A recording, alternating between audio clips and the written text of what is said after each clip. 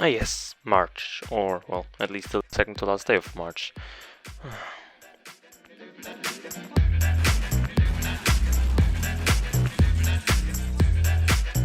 So, for March, we'll go into space to build a station and use the power of exploitation, I mean capitalism, to grow and prosper by housing guests and supplying ships.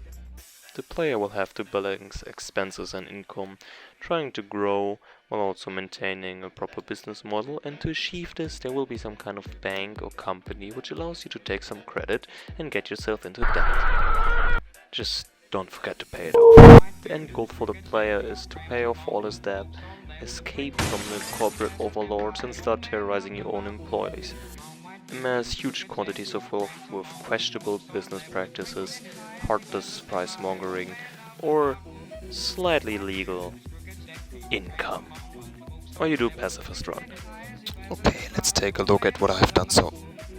Huh? The game so far, so we finally have the ability to take out loans. I did some UI and the building system is going on nicely. And what is that? Oh god. Ah! 4 months. Okay. As you can see, we got slightly off track. The building system works with so-called attachment ports on each side of the building, and each with a value of its position. So when I try to build a new building, I send out an array, find the closest attachment port, and then calculate with which side our build piece needs to line up. And then, because I had pieces like this, needed to try and figure out a solution how I can rotate buildings, I just rotated the actor. And none of the values match up. Just some slight adjustments later and we fixed that up. A few long nights later and I finally made this shopping hut where the player can buy the new supplies, and I made it so incoming ships can now be traded with. Now, at this stage of the game I'm not only 2 months late, but also there still is not a single trace of a gameplay loop inside, and it's just not fun and the player has nothing to do. At this point I not only need to add a system so the player can offer services to his visitors, but also a lot more buildings, a lot more content, more ships to come, and I'm not even getting started on all the animations, models, textures, everything. Now, there are two options: either I let this game fall, then just start over the next month with something easy, or finishing the game. Services are done with these widgets in this box on the trading hut.